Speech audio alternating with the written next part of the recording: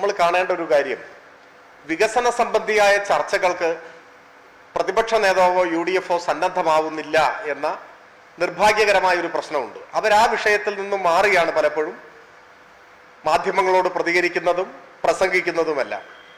ഞങ്ങൾ വീണ്ടും വീണ്ടും ആവശ്യപ്പെടുന്നത് 10 വർഷത്തെ ഭരണത്തെ വിലയിരുത്തിക്കോളൂ, അത് സംബന്ധിച്ചുള്ള വിമർശനങ്ങൾ ഉയർത്തിക്കോളൂ എന്നാണ്. അദ്ദേഹം ഇപ്പൊ പറഞ്ഞതായി പറയുന്ന കാര്യത്തിനും ഒരടിസ്ഥാനവുമില്ല. കേരളത്തിൽ തുടർച്ചയായി വരുന്ന ഗവൺമെന്റുകൾ തുടർച്ചയായ സംഭാവനകൾ കൊടുക്കുന്നുണ്ടാവാം, അത് ഞാൻ നിഷേധിക്കുന്നില്ല. ഇപ്പൊ ഒരു ഗവൺമെന്റിന്റെ കാലത്ത് ആരംഭിച്ച ഒരു പദ്ധതി അടുത്ത ഗവൺമെന്റ് ചിലപ്പോൾ പൂർത്തിയാക്കും.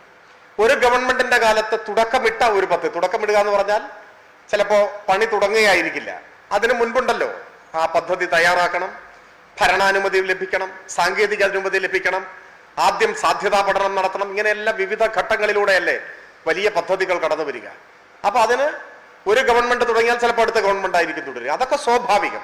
ഇപ്പൊ വിഴിഞ്ഞം ഏത് കാലത്താണ് ഇതിന്റെ സാധ്യതാ പഠനവും ഈ ആശയവും ആരംഭിച്ചത്?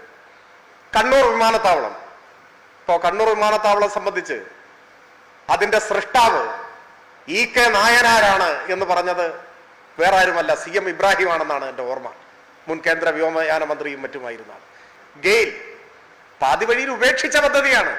അതാണ് LDF വന്നപ്പോഴാണ് തർക്കങ്ങൾ പരിഹരിച്ച്, പരാതിക്കാരെ മുഖവിലക്കെടുത്ത് തർക്കങ്ങൾ പരിഹരിച്ച് അത് പൂർത്തിയാക്കി. ദേശീയപാത വികസനം ഉപേക്ഷിച്ച പദ്ധതിയാണ്. കൊച്ചി ഇടമൺ പവർ ഹൈവേ പകുതി വഴിയിൽ ഉപേക്ഷിച്ച പദ്ധതിയാണ്. അസാധ്യം എന്ന് തീർപ്പ് കൽപ്പിച്ച് ഉപേക്ഷിച്ച, മരിച്ചു മണ്ണടിഞ്ഞ പദ്ധതികളെ പുതുജീവൻ നൽകി പുറത്തു കൊണ്ടുവന്നു, യാഥാർത്ഥ്യമാക്കി എന്നതാണ് LDFന്റെ നേട്ടം.